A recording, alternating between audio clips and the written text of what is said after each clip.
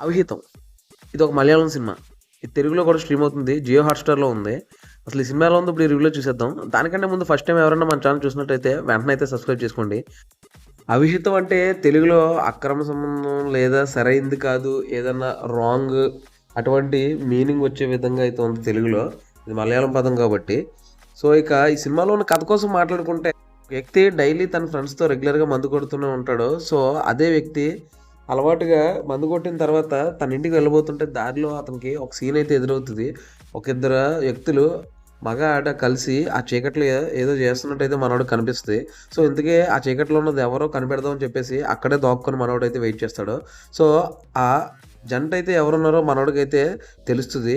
అందులో ఉన్న అబ్బాయి తెలుస్తాడు గానీ, అమ్మాయి ఎవరో మాత్రం క్లియర్‌గా మనోడైతే కనిపెట్టలేకపోతాడు. సో, వేరే అతని ఫ్రెండ్ ఎవరైతే ఉంటారో టైలర్ ఫ్రెండ్ అదే ఊర్లో తనకు కూడా ఇదే విషయం చెప్తాడు. సో, నెక్స్ట్ డే తనని తీసుకొస్తాడు. అతను కూడా ఎవరో కనిపెడదామని చూస్తాడు. అది చూసిన తర్వాత షాక్ అయ్యి వేరే మనిషి అని చెప్పేసి వీళ్ళైతే ఒక అంచనాకొస్తారు. ఒక డెసిషన్‌కొచ్చేసి తనే ఈ మనిషి అని చెప్పేసి వీళ్ళైతే ఫిక్స్ అయిపోతారు. సో, అదే మనిషి ఇలాంటి పని చేస్తుందనుకోని సో, ఎవరైతే ఆ మనిషికి సంబంధించిన ఫ్యామిలీ ఉన్నారో వాళ్ళకి చెప్తారు. ఆ తర్వాత వాళ్ళ హస్బెండ్‌కి కూడా చెప్తారు. అది చెప్పిన తర్వాత అసలు ఏమైంది? నిజంగా ఆళ్ళు చూసింది ఆ మనిషా కాదా? ఒకవేళ నిజంగా వాళ్ళు చూసింది ఆ మనిషే అయితే ఆ తర్వాత ఏమైంది? వాళ్ళని రెడ్ హ్యాండెడ్‌గా పట్టుకున్నారా లేదా? అనేదే ఈ సినిమాలో కథ.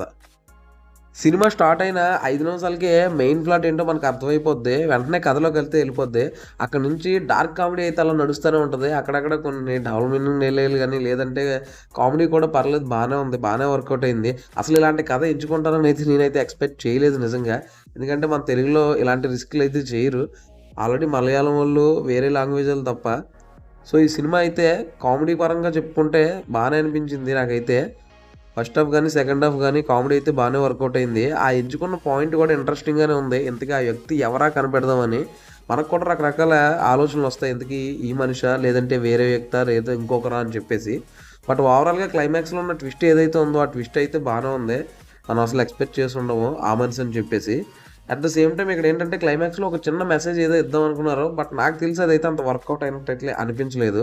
ఎందుకంటే ఆ అక్రమక సంబంధం అనిపించింది ఏదైతే ఉందో అది చాలా సెన్సిటివ్ విషయం అది. సో, అలాంటి విషయాల్ని మనోడేదో మెసేజ్ చెప్దాం అనుకోని భర్త భార్యను సరిగ్గా పట్టించుకోవడం వల్ల వాళ్ళకి నచ్చినవి వాళ్ళ ఆలనా పాలనా సరిగ్గా చూడకపోవడం వల్ల ఇలాంటి ఇల్లీగల్ అఫైర్స్ పెట్టుకోవడానికి కారణం అవుతున్నాయని చెప్పేసి ఈ సినిమాలో అయితే క్లైమాక్స్‌లో చూపించాడు. నాకు తెలిసి వాళ్ళు ఇచ్చిన మెసేజ్ అయితే నచ్చలేదు నాకు క్లైమాక్స్‌లో. ఎందుకంటే ఎవరైనా సరే మంచి మనుషులు లేకపోతే వాళ్ళని మార్చుకునే విధంగా మనం ట్రై చేయాలి మంచిగా.